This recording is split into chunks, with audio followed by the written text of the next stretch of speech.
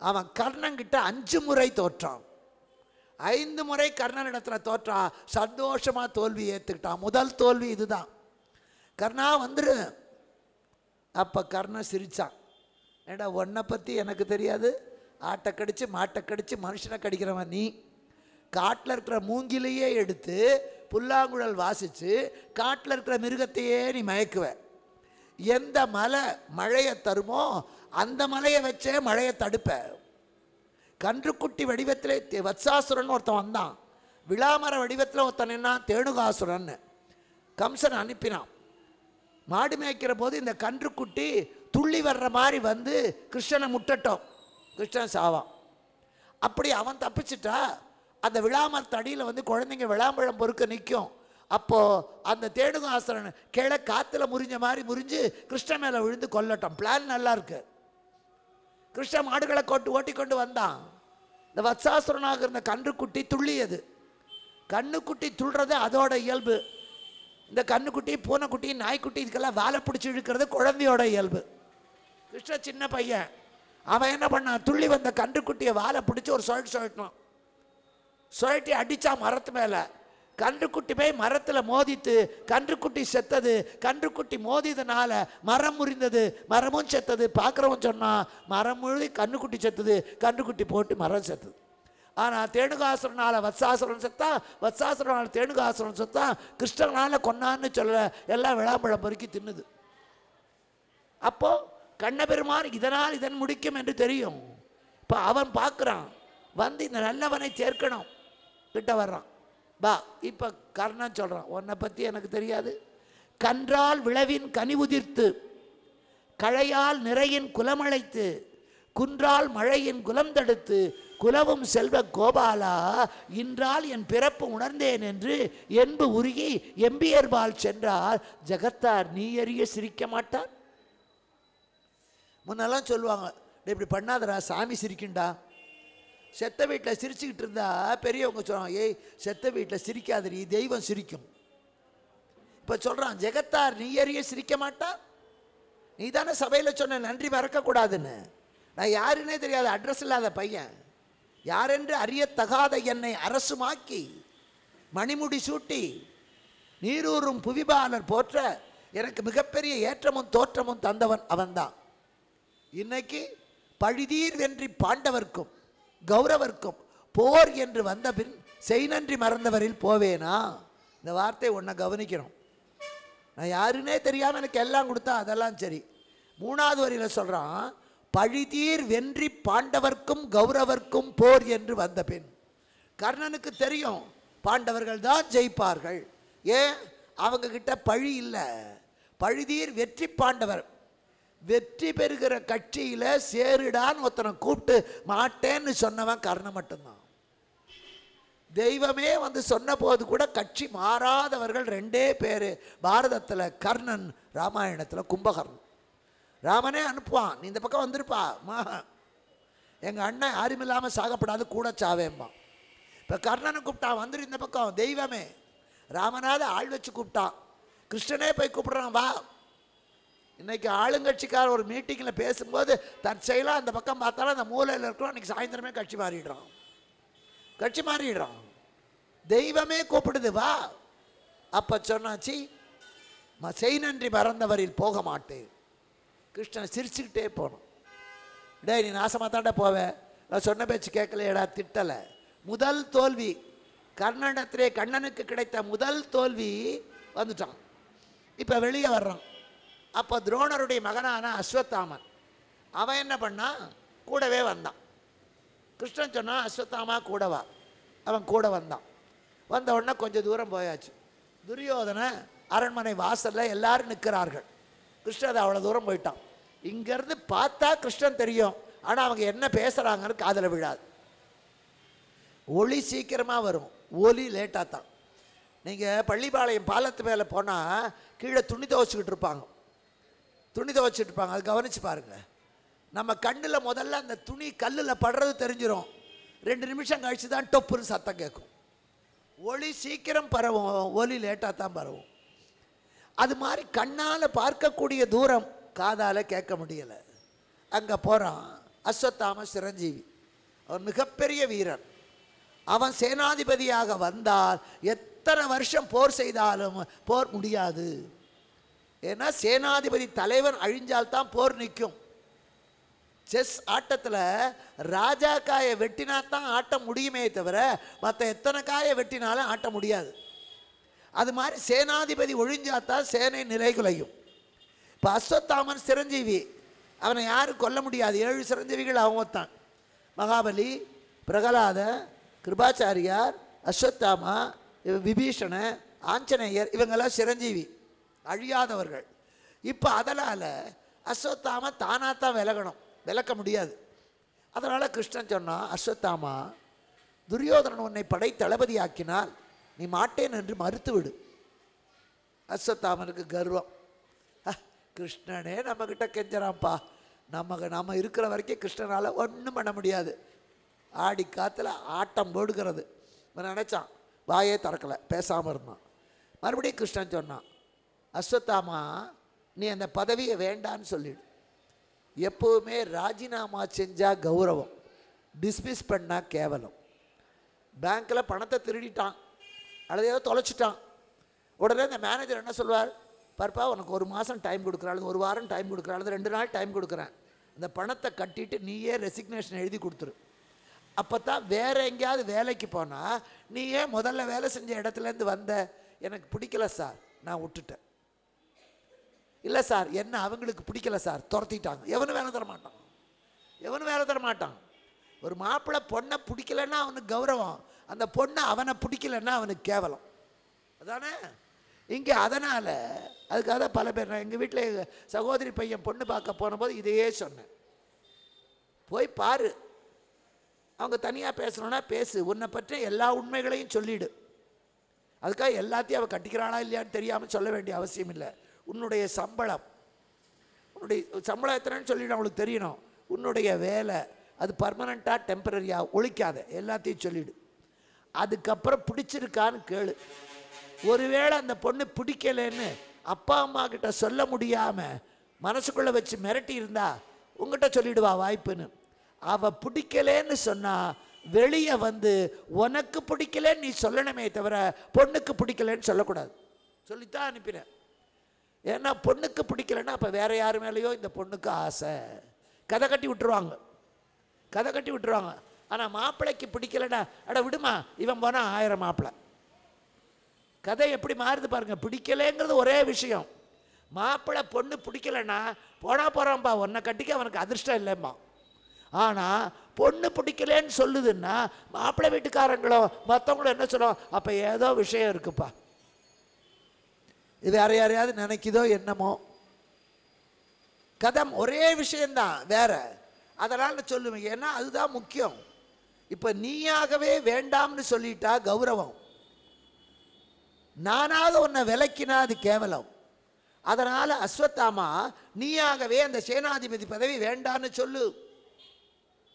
அஸ்வத்தாமா வாயே திறக்கலை.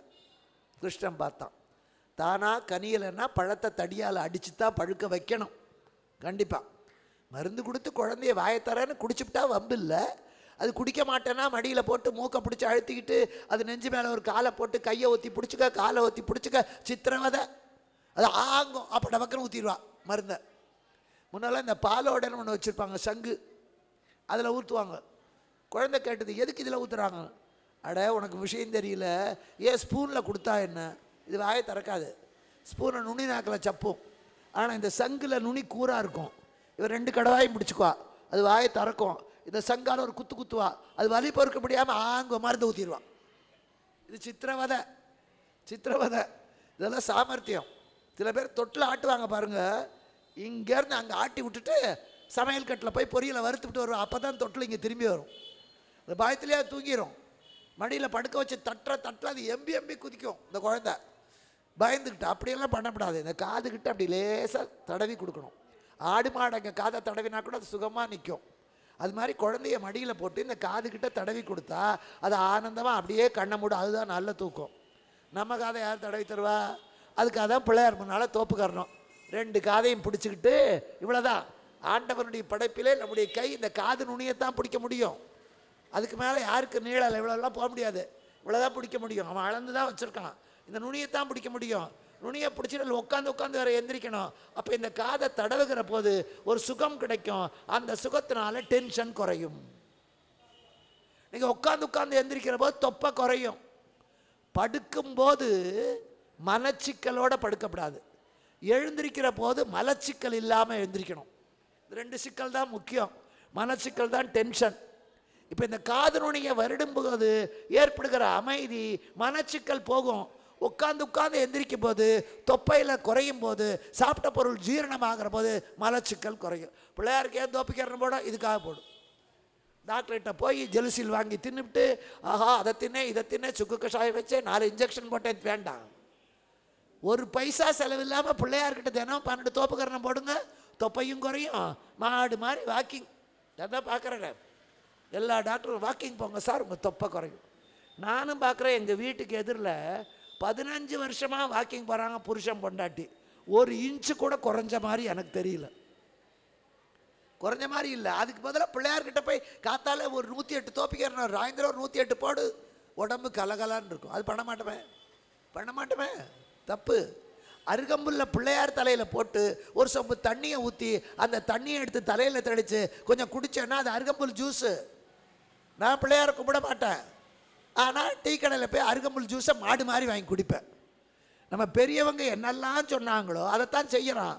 ஆனால் பக்தியோடு அருளோடு செய்ய சொன்னார்கள். இவன் இறைவனை விட்டு செய்கிறார்கள். அதுதான் பிரயோஜனம் இல்லை. எதுவானாலும் முட்டை பஞ்சமே ஆனாலும் பாரம் அவனுக்கு. சாப்பிட உட்காரும் போது கடவுளை நினச்சிட்டு சாப்பிட்டோம். இதில் ஒன்றும் விஷம் இருக்கப்படாதுப்பா. நல்லபடியாக ஜீரணம் ஆகணும். சமைக்கிற போதே நான் சமைக்கிற சாப்பாடு எல்லாரையும் வாழ வைக்கணும். ஒரு தாய் நினைக்கணும். ஹோட்டலில் சாப்பிட்டா வியாதி வருதுன்னா ஏன்? ஹோட்டலில் சமைக்கிறவனுக்கு ஒன்றும் நீங்கள் நல்லா இருக்கணுங்கிற பற்றி அவனுக்கு அக்கறை இல்லை. நீங்கள் காசை வீசினா அவன் இட்லி தட்டை வீசிட்டு போவான், அவ்வளோதான். ஆனால் பெற்றவளுக்கு அப்படி இல்லை. ஐயோ பார்த்து சமைப்பான். டேய் உனக்கு 4 நாளாக பசி இல்லைடா, இன்றைக்கி மிளகு ரசம் வைக்கிறேன், இன்றைக்கி உனக்கு பிறந்த நாள்டான்னு ஜாலியாக இருக்க, உனக்கு ஐஸ்கிரீம் பண்ணித்தரேன். குழந்தைக்கும் பெரியவர்களுக்கும் என்ன வேணுமோ அதை பார்த்து தாய் செய்வா. அவள் கையில் அந்த அன்பும் வருகிற போது அது நம்மளை காப்பாற்றுது. அதான் முக்கியம். ரகசியம் அதுதான். நம்ம ரகசியத்தை எல்லாம் தூக்கி எறிஞ்சிட்டு, சத்தையெல்லாம் தூக்கி எறிஞ்சிட்டு, சக்கையை கட்டிக்கிட்டு அழறோம். அதான் இத்தனை வியாதியும். இப்போ அதே தான் இங்கே நடந்தது. நீயாக ரிசைன் பண்ண மாட்டேன். உடனே கிருஷ்ணன் என்ன பண்ணால் விரலில் மோதிரம் இப்படியே. இப்போ கூட நமக்கு ஏதாவது ரொம்ப டென்ஷன் இருந்தால் இப்படி கையை போட்டு தேய்ச்சிக்கிட்டே இருப்போம். யாருமே இப்படி கையை போட்டு தேய்ச்சிக்கிட்டே இருப்போம். சங்கடம் வந்தாலும் என்ன பண்ணுறதுன்னு தெரியலன்னா கையை பிசைகிறேம்மா. கிருஷ்ணன் என்ன பண்ணால் கையை இப்படின்னா அவன் மோதிரம் நழுவி கீழே விழுந்தது. அதை பார்த்த மாதிரியே கிருஷ்ணன் காமிச்சிக்கல. அஸ்வத்தாமன் பார்த்தான். அவனுக்கு டென்ஷனே இல்லை. அவன் தான் திமிரில் இருக்கானே. கீழே மோதிரம் விழுந்த உடனே கிருஷ்ணன் பார்க்காம நடந்தான். இவன் அந்த மோதிரத்தை எடுத்தான். நல்ல வைர மோதிரம் அங்கே இருந்தாலும் பளிர்னு மின்னுது. அது கிருஷ்ணன் கையிலேருந்து விழுந்ததை துரியோதனனும் பார்த்தான். அது அஸ்வத்தாமன் எடுத்ததையும் பார்த்தான். இப்போ அஸ்வத்தாமன் கொடுத்தான். கிருஷ்ணன் கையை நீட்டினான். கிருஷ்ணன் கையில் அந்த மோதிரத்தை வச்சான். கிருஷ்ணன் மூடிக்கலை. கொஞ்ச நேரம் கையை நீட்டிக்கிட்டே இருந்தான். அஸ்வத்தாமா அதை வச்சுக்கிட்டே இருந்தான். அந்த கையில் மோதிரத்தை வைக்கும்போது கிருஷ்ணன் சொன்னான், அஸ்வத்தாமா ஆகாசத்தை பாரு. என்ன அங்கே பாரு, சூரியனை சுற்றி ஒரு வட்டம், ஊர்கோள்னு பேர் இருக்கு. சூரியனை சுற்றி ஒரு ஊர்கோள் இருந்தால் நாசம் வரும்னு அர்த்தம். இப்போ கிருஷ்ணன் சொல்கிறான், பார் சூரியனை சுற்றி ஒரு ஊர்கோள் இருக்கிறது, அதனால் யுத்தம் வரும். இவன் கையில் மோதிரத்தை வச்சுக்கிட்டே அவன் மேலே பார்த்தான். அதில் சாதம் போட பார்க்குறோம். அப்போ நம்ம அம்மா என்னடா மேலே சத்தம், நம்ம கையில் எடுத்துக்கிட்டாலே மேலே பார்ப்போம், இதை வச்சுட்டு பார்க்க மாட்டோம். இது சைக்காலஜி. கிருஷ்ணன் கொடுக்கும்போது மோதிரத்தை வச்சுக்கிட்டே மேலே பார்த்தான். சொல்லிட்டு மோதிரத்தை கிருஷ்ணன் வாங்கிட்டான். அவன் போயிட்டான். இது நடந்தது மட்டும்தான் கண்ணில் தெரிஞ்சுது. மோதிரத்தை எடுத்ததை பார்த்தா, கிருஷ்ணன் கையில் கொடுத்ததை பார்த்தா, வானத்தை பார்த்ததை பார்த்தான். என்ன பேசினான்னு காதில் விடலை. சூரியனை சுற்றி ஊர்கோள் சுற்றுகிறதுன்னு சொன்னதை பார்க்கல. இங்கே துரியோதனன் அவனுக்கு தான் குறுக்கு வழியாச்சே. அவன் நினச்சான் சத்தியம் பண்ணுறதுல பல வழி உண்டு. சில பேர் கற்பூரத்தை அணைச்சி சத்தியம் பண்ணுவான். கையை ஓங்கிறதுலே கற்பூரம் அணைஞ்சிரும், அது வேறு விஷயம். கற்பூரத்தை அணைச்சி சத்தியம் பண்ணுவான். சில பேர் துண்டை போட்டு தாண்டுவான். சில பேர் பொண்டாட்டி தலையில் அடிப்பான். குழந்தையை போட்டு தாண்டுவான். தன் தலையில் யாரும் அடிச்சுக்க மாட்டான். கஷ்டம் வந்தால் அவ தானே போவா, போட்டோம் தீர்ந்து போச்சு. இப்படி சத்தியத்துக்கு பல வழி உண்டு. ஆனால் சத்திரியர்கள் அவர்கள் சத்தியம் பண்ணுறது எப்படின்னா, எதிராளி கையிலிருந்து ஒரு தங்கத்தை வாங்கி அதை மண்ணை தொட்டு விண்ணை பார்த்து ஆகாசவாணி பூமி தேவி சாட்சியா நான் உன் பக்கம். இதுதான் சத்திரியம் பண்ணுற சத்தியம் இதுதான். இப்போ பார்க்குறான் துரியோதனை, அவன் கிருஷ்ணனுடைய மோதிரத்தை எடுத்தான், மண்ணில் விழுந்துடுத்து மண்ணை தொட்டான், மேலே பார்த்தான், அவன் கையில் வச்சான். இவன் என்ன நினச்சான், ஆகாசவாணி பூமி தேவி சாட்சியா கிருஷ்ணா நான் உன் பக்கம்னு அஸ்வத்தாம சத்தியம் பண்ணிட்டான். அந்த காலத்தில் சத்தியம் பண்ணால் மீற மாட்டாங்க. அவன் திரும்பி வர்றான். உடனே துரியோதனன் கேட்டான், அஸ்வத்தாமா நீ துரோண புத்திரனா துரோக புத்திரனா? அவனுக்கு ஒன்றுமே புரியலை. நீ கிருஷ்ணனுக்கு சத்தியம் பண்ணதை நான் பார்த்தேன். ஐயோ இல்லை, கரடியாக கத்துனான். சும்மா இருடா, நான் தான் கண்ணால் பார்த்தேன். ஏன்னா கண்ணு போய் சொல்லாது, ஏன்னா கண்ணு தானே பார்க்கும், காது அடுத்தவன் சொல்கிறத கேட்கும். அதனால தான் கோர்ட்டில் ஐ விட்னஸ், கண்ணால் பார்த்த சாட்சி. கண்ணு தப்பை பார்க்க முடியாது. இப்போ நமக்கே ஒரு ஊசி போடுறாங்கன்னா நம்ம கண்ணை முடிக்குவோம், நம்ம காலில் ஒரு முள்ளை தோண்டி எடுக்கிறாங்கன்னா கண்ணை முடிக்குவோம், யாராவது ஒரு செத்து கிடந்தா கண்ணை முடிக்குவோம். கண்ணு தீய காட்சிகளை பார்க்க தயங்கும். காது நல்லா கேட்கும். அடுத்த வீட்டில் சண்டைன்னா இது நல்லா ஒட்டு கேட்கும். அடுத்தவனை பற்றி புறணி சொன்னால் 2 காது நல்லாவே கேட்கும். அதனால் காதால் சொல்கிறது கேட்காத நம்பாதே, கண்ணால் பார்க்கறது. இப்போ சொன்னால் நான் கண்ணால் பார்த்தேன், அதுலேயே விதி விலக்கு இருக்கலாம். கண்ணால் காண்பதும் போய், காதால் கேட்பதும் போய், தீர விசாரித்தார். இது அடுத்த பட்சம். ஆனால் 90% கண் பொய் சொல்லாது. இப்போ உடனே என்ன பண்ணா, நீ அவன் பக்கம் சேர்ந்துட்ட, இனிமே உனக்கு சேனாதிபதி பதவி தரமாட்டேன். தந்தா நீ என்ன பண்ணுவே, எதிர்கட்சிக்கு சாதகமா துரோகம் பண்ணுவே. அதனால அஸ்வத்தாமா டிஸ்மிஸ்ட். இவன் தானா ராஜினாமா பண்ணியிருந்தா ஆண்டவங்கிட்டையாவது நல்ல பேர் வாங்கியிருக்கலாம். இப்போ அவன் நினைச்சது முடிஞ்சு போச்சு, ஆனால் அவனுக்கு மரியாதை இல்லாமல் போச்சு. அது இவனுடைய ஆத்திரம். கிருஷ்ணனால செய்த இந்த சூது கிருஷ்ணன் தான் செஞ்சான்னு தெரியல, கிருஷ்ணன் தான் வேணும்னே செஞ்சான்னு அஸ்வத்தாமனுக்கு தெரியாது. துரியோதனன் தப்பா நினைச்சிட்டான். அப்படி தப்பா நினைக்கிறதுக்கு கிருஷ்ணன் காரணமாயிட்டானே. அந்த ஆத்திரம் மனசுல இருந்தது, அதுதான் கடைசி வரைக்கும் போச்சு. யுத்தம் முடிந்த பிறகும் அஸ்வத்தாமனுடைய ஆத்திரத்துக்கு காரணம் இங்கே தான் விளைந்தது. இப்போ அஸ்வத்தாமனை பேதப்படுத்தியாச்சு, வித்ரனுடைய வில்ல முறிச்சாச்சு, அவனையும் வெளியூருக்கு அனுப்பியாச்சு, விஸ்வரூபத்தை காட்டி கௌரவர்களை மிரட்டியாச்சு, கர்ணனுக்கு பிறப்புணர்த்தியாச்சு. இப்போ கிருஷ்ணன் வெளியே வர்றான், நேராக அத்தை குந்தி தேவி வீட்டுக்கு போகிறான். குந்தி தேவி வீட்டுக்கு போகிறான். பஞ்சபாண்டவர்கள் மட்டும்தான் காட்டுக்கு போனார்களே தவிர காயான குந்தியை அனுப்பலை. துரியோதனன் கெட்டவன் தான், ஆனால் குந்தி அவன் ஒரு வார்த்தை கூட தப்பாக பேசினதில்லை. இவங்க திரும்பி வர்ற 13 வருஷமும் துரியோதனன் அவர்களுக்கு பணிவிடை செய்து தாயை போலத்தான் பார்த்து கொண்டான். அதை பின்னால் குந்தியே சொல்லுவாள். அதை தான் நான் முதல் நாள் சொன்னேன், முழுக்க முழுக்க கெட்டவனும் இல்லை, முழுக்க முழுக்க நல்லவனும் இல்லை. பங்காளி சண்டையில் அனுப்பினானே தவிர அவங்க அம்மாவை இதான் சாக்குன்னு சோறு போடாமல் இல்லை. கூட பிறந்த அண்ணன் தம்பியில் 2 பேரில் கூட இவன் சோறு போட மாட்டேங்கிறான், அவன் தான் நிறைய சம்பாதிக்கிறான், அங்கே போ, நீ உன் பையனுக்கு தானே ரூபா கொடுத்த, அங்கே போ. இப்படி சித்திரவதை பண்ணுற காலத்தில் துரியோதனன் ஒரு வார்த்தை கூட, துரியோதனனோ காந்தாரியோ திருதராட்சரனோ 13 வருஷம் குந்தி தேவி மனம் கோடும்படியாக ஒத்தருமே நடந்துக்கல, அன்பாக வச்சு பாதுகாத்தான். அது பின்னால் அவ சொல்லுவான். இப்போ என்னாச்சு, அந்த குந்தி தேவியுடைய வீட்டுக்கு போகிறான். குந்தி கிருஷ்ணனுடைய அத்தை, குந்தியினுடைய குந்திபோஜ ராஜனுடைய மகள் அவள், சூரசேனனுடைய மகள் அவ. குந்திபோஜனாலே வளர்க்கப்பட்டதனாலே குந்தி. அவனுடைய சகோதரன் தான் வசுதேவன். அந்த வசுதேவருடைய மகன் தான் கிருஷ்ணன், அத்தை. இவன் நேர போகிறான். அவனும் குருவம்சத்தை சேர்ந்தவன் தான் கிருஷ்ணன். ஆனால் யயாதி காலத்தில் அவனுக்கு இளமையை கொடுத்த அந்த பூர்வனுடைய வம்சத்தினர் மட்டும்தான் ஆண்டார்கள். மற்ற பிள்ளைகள் யது, துன்முகு, துர்குபு மற்ற 3 பேருக்கு கிடைக்கல ஆட்சி. அந்த யதுவினுடைய வம்சத்திலே வந்தவன் கிருஷ்ணன். அவர்கள் எல்லாரும் பங்காளிகள் தான், ஒத்தருக்கொத்தர். அப்போது அத்தையார குந்தி வீட்டுக்கு போனோம். குந்தி பார்த்தா, கிருஷ்ணா வா, சௌக்கியமாக இருக்கியாப்பா? அத்தை நீங்கள் நல்லா இருக்கீங்களா? நல்லா இருக்கேன். கிருஷ்ணா நேத்தைக்கே வந்தையே அஸ்தினாபுரம், 2 நாள் கழிச்சு இன்னைக்கு தான் உனக்கு வர தோணிதா?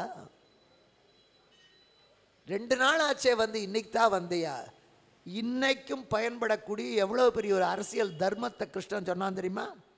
அத்தையே நான் வந்தது அரசியல் காரியமா, தர்மபுத்திரனுடைய தூதனா வந்தேன். அரசியல் காரியமா வந்துட்டு என் சொந்த காரியத்தை நான் பார்க்கப்படாது. அதனால் அந்த அரசியல் காரியம் முடிகிற வரைக்கும் நான் உன்னை பார்க்கல. இப்போ முடிஞ்சு போச்சு, தூது முடிஞ்சிடுத்து, நான் சொல்லிட்டேன், அவன் பதிலையும் வாங்கிட்டேன், இனிமேல் நான் எங்கே வேணால் போகலாம், அதனால் வந்தேன். இந்த மிகப்பெரிய ஒரு தர்மத்தை கடைப்பிடித்தது நம்முடைய நாட்டிலே காமராஜர் மட்டும்தான். விருதுநகரில் அவங்க அம்மா இருக்கா, பக்கத்தில் அருப்புக்கோட்டை ஒரு மீட்டிங் நடக்குது. அதுக்கு காமராஜர் முதலமைச்சர் போயிருக்கிறார். முதலமைச்சராக இருந்த போது கூட தங்க அம்மாவை கொண்டு வந்து தனக்கு கொடுக்கப்பட்ட அந்த பங்களாவில் தங்க வைக்கல. நம்ம கிரின்னு ஒருத்தர் இருந்தார் ஜனாதிபதி, அவர் காலத்தில் ஜனாதிபதி பவனுக்கு போனால் ஒரு 200 டிக்கெட் இருக்கும். எந்தெந்த சொந்தக்காரனோ அத்தனை பேர், அங்கே ஒரு புடவை காய வைப்பா, இங்கே ஒரு வேட்டி காய வைப்பா, அத்தனை பேரும். ஆனால் பெத்த தாய், அவருக்கு மனைவி இல்லை, பிள்ளை இல்லை, தாய்க்கு ஒரு பிள்ளை, தாயை கொண்டு வந்து தன் பக்கத்தில் வச்சுக்கல, அவள் அங்கே தான் இருந்தா. மாதம் மாதம் தன் சம்பளத்துலேருந்து தாய்க்கு பணம் அனுப்புவார். இவர் அருப்புக்கோட்டைக்கு போயிருக்கார். அப்போ அவங்க அம்மாவுக்கு உடம்பு நல்லா இல்லை, ரொம்ப பக்கம். காமராஜர்கிட்ட வைரவன் ஒரு வேலைக்காரர் தான், உத்தமமான மனுஷன், கடைசி வரைக்கும் அவன் தான் இருந்தார். அந்த வைரவன் சொன்னான், ஐயா அம்மாவுக்கு ரொம்ப உடம்பு நல்லா இல்லை, இவ்வளவு தூரம் வந்துட்டோம், போய் பார்த்துட்டு போகலாமே. அப்போ கிருஷ்ணன் சொன்ன அதே வார்த்தையை காமராஜர் சொன்னார். நான் அரசியல் காரியமாக வந்திருக்கேன், அரசாங்க ஜீப்பில் வந்திருக்கேன், இந்த அரசாங்க வண்டியை எடுத்துக்கொண்டு அரசாங்க காரியத்தில் நான் போய் எங்கள் அம்மாவை பார்க்கறது அரசியல் துரோகம். அதனால் திரும்பி சென்னைக்கு வந்துட்டு அந்த வைரவங்கிட்ட காசு கொடுத்து நீ பஸ்ஸில் போய் எங்கள் அம்மா கிட்ட இந்த 25 ரூபாயை கொடுத்துட்டு வானார். இன்னைக்கு யாராவது இருக்காங்களா? அவர் இறந்த பிறகு அவருக்கு கொடுத்த வீட்டை அரசு எடுத்துக்கொண்டது, அவருடைய காரை கட்சி எடுத்துக்கொண்டது, அவருடைய உடம்ப நெருப்பு எடுத்துக்கொண்டது. ஆனால் அவர் உள்ளத்தை நாம் அத்தனை பேர் எடுத்துக்கணும், இருக்கமா இல்லையே? அந்த நன்றி மறந்த பாவம் மிகப்பெரிய உத்தமனான லால் பகதூர் சாஸ்திரியையும் குல்சாரிலால் நந்தாவையும் காமராஜரையும் கடைசி வரைக்கும் பிரம்மச்சாரியாகவே வாழ்ந்து நாட்டுக்காக உழைத்த ஜெயபிரகாஷ் நாராயணனையும் அத்தனையும் கொடுத்து விட்டு பாரிஸ்டராக கொள்ள கொள்ளையாக சம்பாதிக்க வேண்டிய பிள்ளை ஒரு கந்த துணியை முழங்கான அளவுக்கு வேட்டியை கட்டிட்டு செருப்பு கூட போடாமல் தெரு தெருவாக போய் அத்தனை சிறையில் இருந்து படாத பாடுபட்டு சுதந்திரம் வாங்கி கொடுத்த காந்திஜியும் மறந்துட்டோம். இன்னைக்கு யார் யாரோ இருக்கிற சுப்பனையும் குப்பனையும் ஊரை அடித்து உலையில் போடுறவனுக்கும் வணக்கம் போட்டு அவனுக்கு பேனர் வச்சு அவனுக்கு வாழ்த்து சொல்லி அவன் ஜெயிக்கணும்னு பாடுபடுறோம். இந்த நன்றி மறந்த பாவத்துக்கு தான் இன்னைக்கு நம்ம நாயா பேயா திண்டாடுறோம். உண்மையிலேயே இத்தனை கஷ்டங்கள், அது விலை ஏறி போச்சே, இது விலை ஏறி போச்சே, மருந்து விலை ஏறி போச்சே, பள்ளிக்கூடத்தில் குழந்தைய சேர்த்துனா அலஞ்சம், ஆஸ்பத்திரிக்கு போனால் அலஞ்சம், பஸ்ஸில் ஏறி நான் நினச்சா ஒரு டிக்கெட்டு, இத்தனை கஷ்டங்களையும் சொல்ல முடியாமல் அனுபவிக்கிறோம். காரணம் என்ன? அன்னைக்கு காந்தியடிகள் உப்பு காய்ச்சாமல் இருந்தால் சுதந்திரம் கிடைச்சிருக்காது, இன்னைக்கு நீ சாராயம் காய்ச்சி இருக்க முடியாது.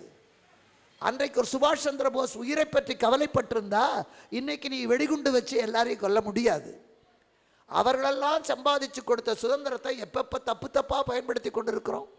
அது கிருஷ்ணர் சொன்னார், நான் அரசியல் காரியமாக வந்திருக்கிறேன் அத்தையே, ஒன்றை வந்து பார்க்கலாம். கடவுள் கடவுள் கூட எது தர்மம். அதனால தான் கிருஷ்ணாவதாரத்துக்கு பெருமை.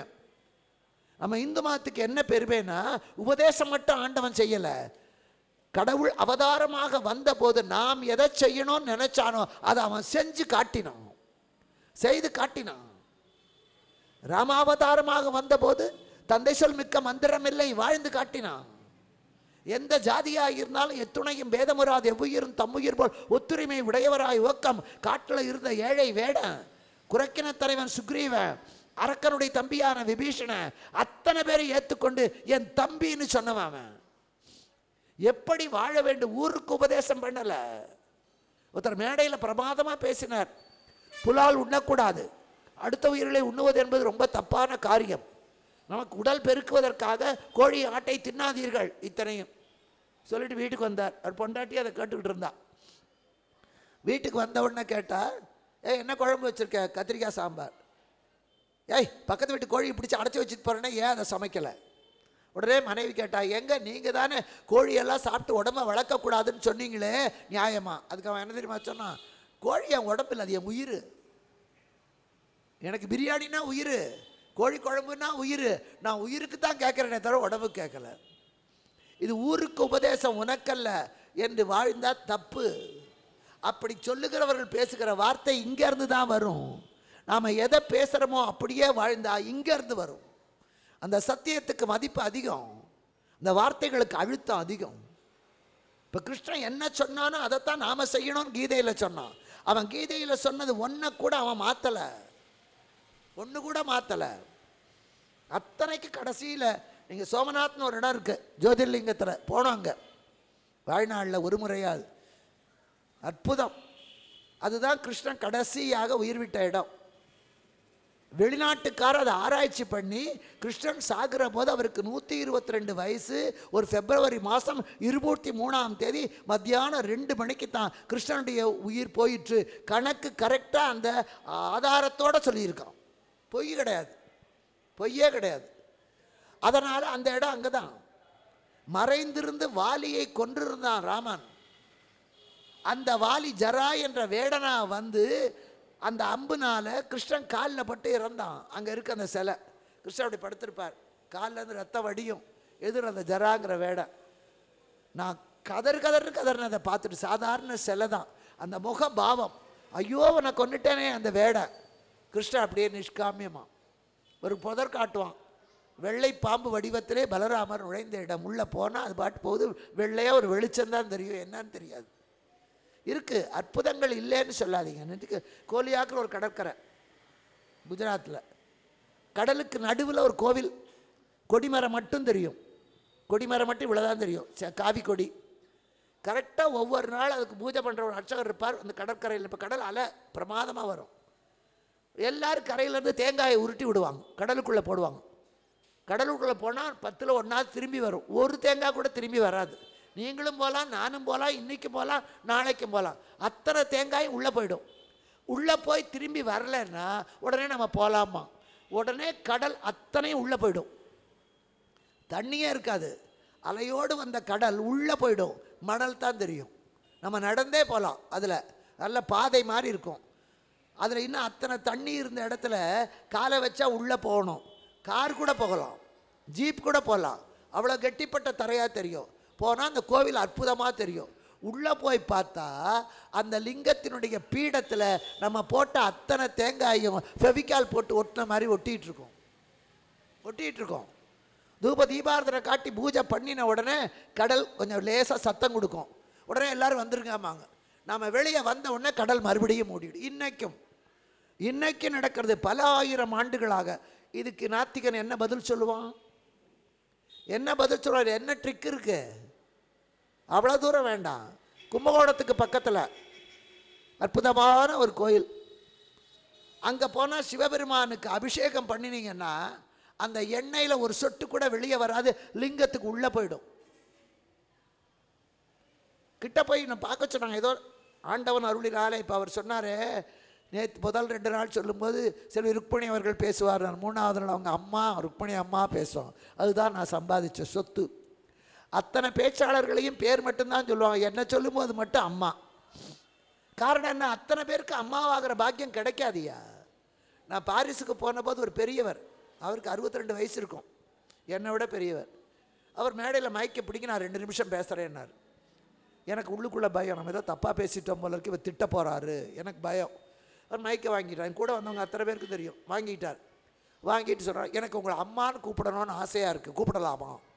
அடப்பாவி மனுஷா, இதுக்கா இந்த மிரட்டுனா தாராளமாக கூப்பிடுங்க. நான் அங்கே இருந்தால் 3 நாள் அவர் கிட்டத்தட்ட ஒரு 300 தடவை என்னை கூப்பிட்டுருப்பார் அம்மா அம்மான்னு. அதான் பெருமை. ஒரு பெண்ணை பார்த்தால் கும்பிட நினைத்தால் பெருமை, கூப்பிட நினைச்சால் அவள் தப்புன்னு அர்த்தம். அது மாதிரி இங்கேயும் அற்புதமான அந்த இடத்துல கும்பகோணத்துக்கு பக்கத்தில் தான் அத்தனை. அதே மாதிரி திருப்புறம்பயம் ஒரு பிள்ளையார், வருஷத்துக்கு ஒரு தடவை விநாயகர் சதுர்த்தியில் தான் அபிஷேகம். தேன் அபிஷேகம் பண்ணால் அத்தனை தேனும் உள்ளே போயிடும். தேனூரிஞ்சு விநாயகர்னே பேர் அவருக்கு. ஒரு சொட்டு வெளியே வராது. ஆந்திராவுக்கு போனீங்கன்னா மங்களகிரி பானக நரசிம்மர் இப்படி இப்படி திறந்துட்டு இருப்பார்.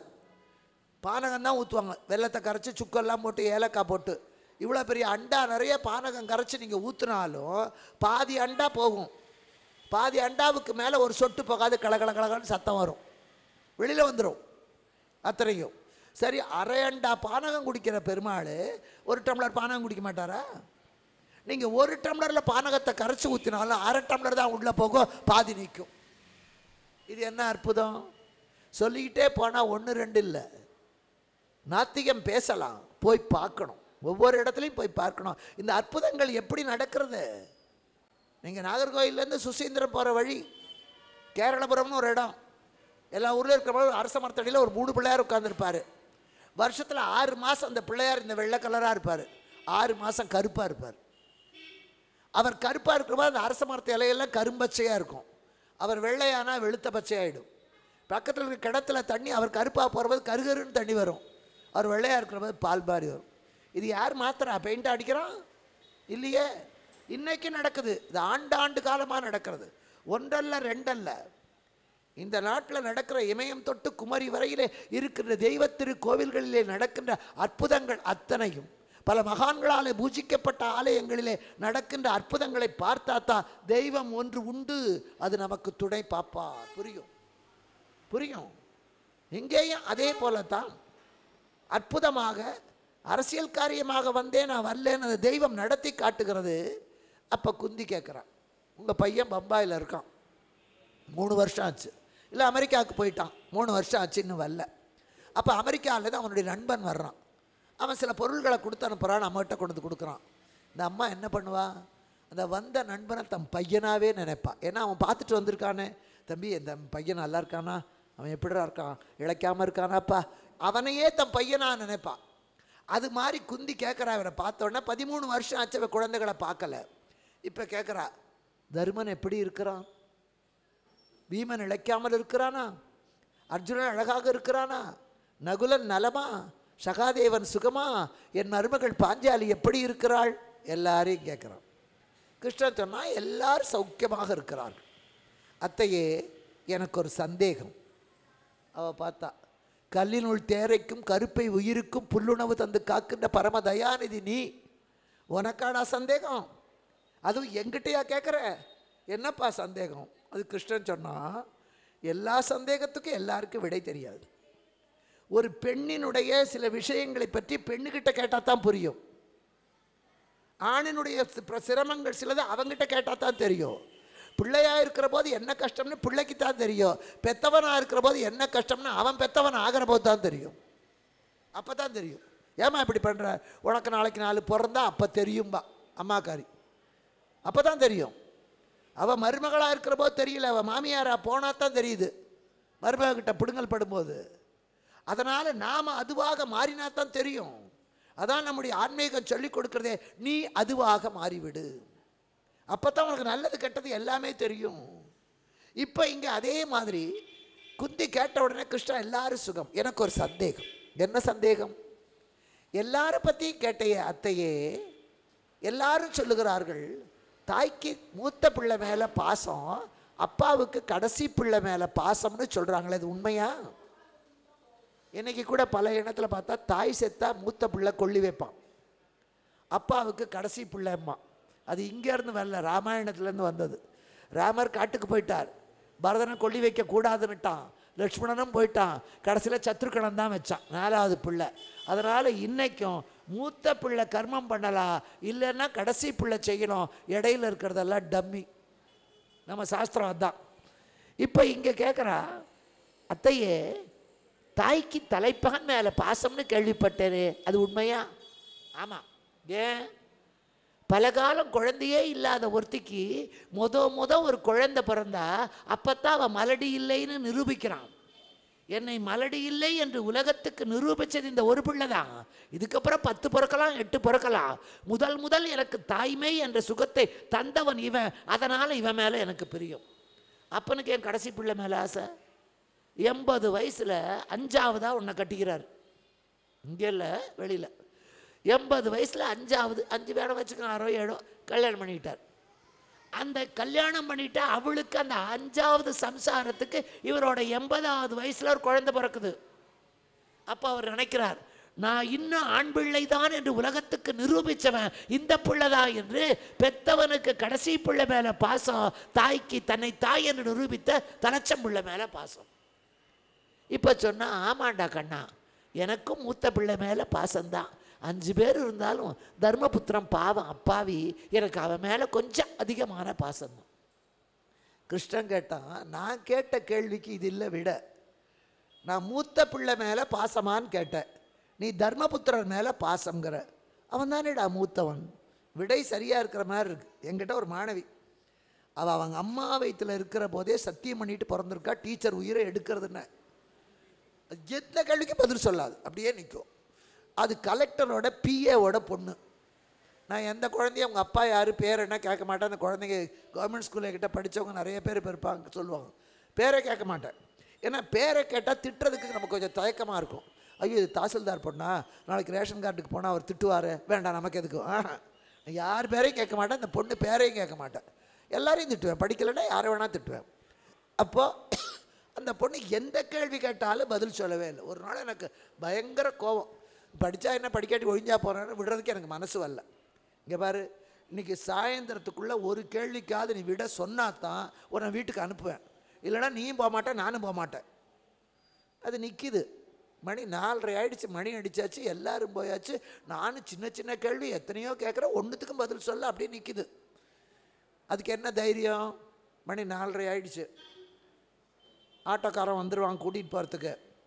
4:45 வரைக்கும் வெயிட் பண்ணுவான். அதுக்குள்ளே நம்ம வரலன்னா அவன் கிளம்பி போயிடுவான். எங்கள் பக்கத்து வீட்டு பொண்ணை கொண்டு போய் இறக்கி விடுவான். எங்கள் அம்மா கேட்பா. அப்போ அந்த ஆட்டோக்காரர் சொல்லுவார், அந்த ருக்மணி டீச்சர் உங்கள் பொண்ணை நிற்க வச்சுவிட்டான்னு.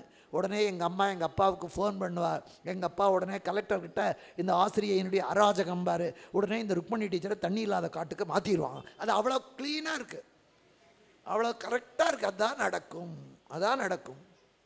நானும் அதுக்கெல்லாம் பயப்படுவேன். நீ தண்ணி இல்லாத காட்டுக்கு மாற்றினா என்ன, சோறு இல்லாத காட்டுக்கு மாற்றினா என்ன, வேலையே போனாலும் கவலையில் பஜ்ஜி கடை வச்சு எங்கள் அப்பா அம்மாவை காப்பாற்றுவேன். அதுக்கு யாரும் ஒன்று என்ன மாற்ற முடியாத, பசிக்கிறவன் வந்து திம்பான், அவ்வளோதானே, பஜ்ஜி கடை வச்சு காப்பாற்றுவேன். நான் நிறுத்திக்கிட்டே இருந்தேன். இல்லை, அப்புறம் எனக்கே ஒரு எண்ணம், பெண் குழந்தை ரொம்ப நேரம் நாம் நிற்க வச்சுருந்தோம்னா தனியாக வீட்டுக்கு போய் ஏதாவது நடந்துட்டா என்ன பண்ணுறது? சரி, கேள்வியிலேயே பதில் இருக்கிற மாதிரி ஒரு கேள்வியை கேட்போம். அலகாபாத் உடன்படிக்கை எங்கே கையெழுத்தாச்சுன்னு. இது அலகாபாத்னு சொல்லிவிடும், கேள்வியிலேயே விட இருக்குது. அலகாபாத் உடன்படிக்கை எங்கே கையெழுத்தாச்சுன்னு. இது அலகாபாத்னு சொல்லும், தப்புத்தாது. அதனால் நீயும் ஜெயிச்சேன் நானும் ஜெயிச்சேன் போ சொல்லி அனுப்பிடலாம், அதான் விட. இந்த பொண்ணுக்கிட்ட கேட்டேன், அலகாபாத் உடன்படிக்கை எங்கே கையெழுத்தாச்சுன்னு. உடன்படிக்கைக்கு கீழே கையெழுத்தாச்சுன்னு.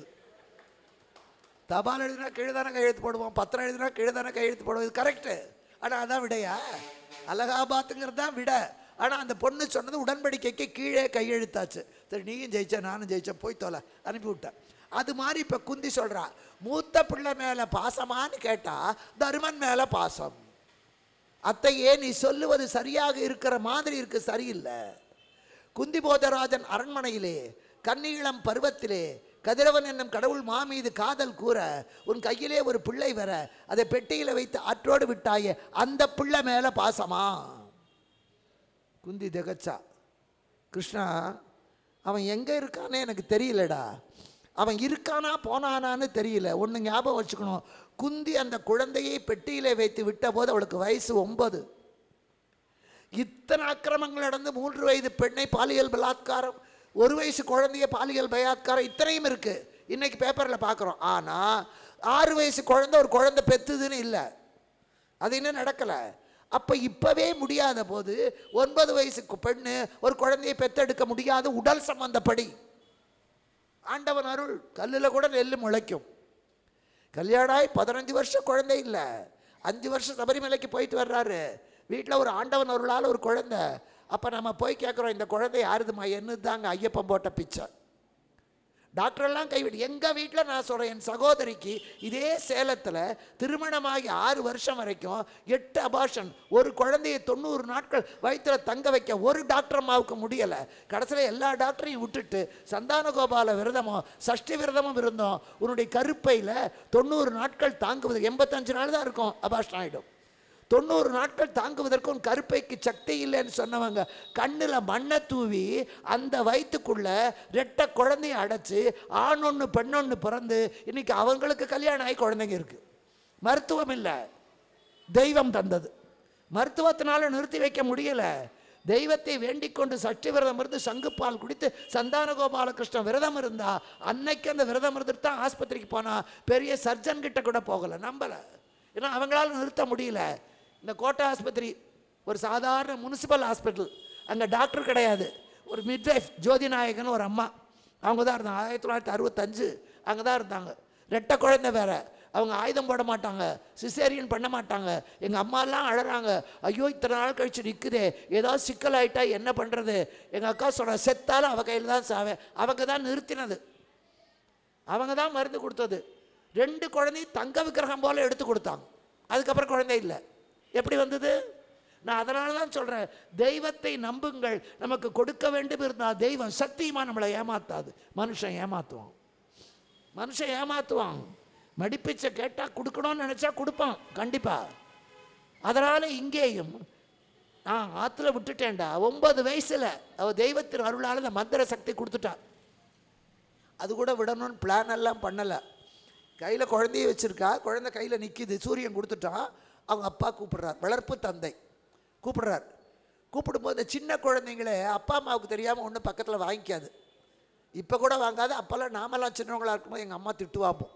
ஆசையாக இருக்கும், அந்த கண் அதையே பார்க்கும். அவங்க வீட்டு தோசையை வாங்கிக்க மாட்டோம். உங்கள் அம்மா ஒன்றும் சொல்ல மாட்டாடா, நான் சொல்கிறேன்பாங்க இவங்க. அதனால் இவளும் பார்க்குற அப்பா கூப்பிட்டு திட்டுவாரே. நானே ஒரு குழந்தை, எனக்கு ஒரு குழந்தையா, பக்கத்தில் ஒரு பொட்டி இருந்தது, பொட்டியில் போட்டு தள்ளி விட்டா. அது துரதிருஷ்டவசமாக அவங்க அரண்மனைக்கு கீழேயே ஒரு ஆறு ஓடிக்கொண்டிருந்தது. பெட்டி அதில் விழுந்தது. அந்த ஆறு அடித்து கொண்டு வந்தது. வினை பயனால் அது வேற எங்கேயாவது போயிருந்தா குருக்ஷேத்திரமே இல்லை. அது சரியாக குருநாட்டுக்கு வந்தது. வேற யார் கையிலையாவது கிடச்சிருந்தாலும் பிரச்சனை இல்லை. திருதராட்சனுடைய தேரோட்டி கையில் கிடச்சிது. அவனுக்காவது 4 குழந்தை இருந்தால் இதை எடுத்திருக்க மாட்டான், தள்ளி விட்டுருப்பான். அவனுக்கு குழந்தை இல்லை. பெட்டியில் இருக்கிறது பெண் குழந்தையாக இருந்தாலும் எடுத்திருக்க மாட்டான். நம்ம கல்யாணம் பண்ணணுமே பிரச்சனை, அது ஆண் குழந்தை. இது எல்லாம் கோஇன்சிடென்ட். அவன் போட்டது, ஆறு ஓடியது, இங்கே வந்தது, அவன் குளிக்க போனது, அவன் மேலே இடித்தது, அவன் எடுத்தது, அந்த குழந்தை ஆணாக இருந்தது, அவன் குழந்தை இல்லாமல் இருந்தது, எடுத்து வளர்த்தது, இத்தனையும் ஒரு இன்சிடென்ட் சேர்ந்தா வந்தது. இப்போ கேட்குறான், அவன் உயிரோடு இருக்கானானே தெரியலடா. இருந்தால் அந்த குழந்தை மேலே தான் எனக்கு பாசம் அதிகம். கிருஷ்ணன் சொன்னான், செத்து போயிட்டான்னு எப்படி முடிவு பண்ணுற? இருக்கானா போயிட்டானான்னு முடிவு பண்ண வேண்டியது நான். ஆண்டவன் தான் முடிவு பண்ணமே தவிர, முடிகிற நேரத்தில் ஆண்டவன் தான் முடிவு பண்ணமே தவிர மனிதர்கள் முடிவு பண்ண முடியாது. அந்த பிள்ளை இருக்கான். கிருஷ்ணா எங்கடா இருக்கான்? உன் பக்கத்திலேயே இருக்கான். எங்க? துரியோதனனுக்கு பக்கத்திலே அங்க நாட்டு மன்னனாக தானசூர கர்ணனாக விளங்குகிறானே, அதுதான் உன் பிள்ளை. குந்தி பார்த்தா, கிருஷ்ணா ஆட்டை கடிச்சு மாட்டை கடிச்சு மனுஷனை கடிக்கிற மாதிரி நீ யார் யார்கிட்டையோ விளையாடின. தாய்க்கும் பிள்ளைக்கும் இடையில விளையாடிட்டேடையா. என் நினைந்து என் செய்தாய் எம்பெருமானி. நீ அன்னைக்கே சொல்லி இருந்தா துரியோதனன் கூட அவனை சேர விட்டுருக்க மாட்டேன். அப்ப கிருஷ்ணன் சொன்னான், எனக்கே இன்னைக்கு தான் தெரியும். அவனுக்கு அப்போ தான் தெரியுமா? வயிற்றுக்குள்ளே இருக்கிற போதே அது ஆணா பொண்ணா கருப்பா சிவப்பா நொண்டியா மொடமா இத்தனையும் அவனுக்கு தெரியும். நமக்கு வேணா தெரியாது. அவன் சொல்கிறான், எனக்கே இப்போ தான் தெரியும். இப்போ ஒன்று குடிமுழுகலை. அத்தையே போய் அவனை கூப்பிடு, உன் மகன் வருவான்னு சொல்லலை. அது அவனுக்கு தெரியும். உம்பர் காவனைய கற்பக கையான் வர மறுத்தால் நீ 2 வரம் கேள். நீ கூப்பிட்டு அவன் வர மறுத்தால் அவகிட்ட 2 வரம் கேளு. என்ன வரம் கேட்கணும்? என்ன வரம் கேட்க சொன்னான். அவள் போய் என்ன வரம் கேட்டா? அது எந்த வரத்தை கர்ணன் கொடுத்தான்? அதை கடைப்பிடித்தானா? கடைசி வரையிலே அது அவனுக்கு இடத்திலே நிலையாக நின்றதா? அதனாலே அவனுக்கு விளைந்த விளைவுகள் என்ன என்பதை நாளைக்கு பாரதத்திலேயே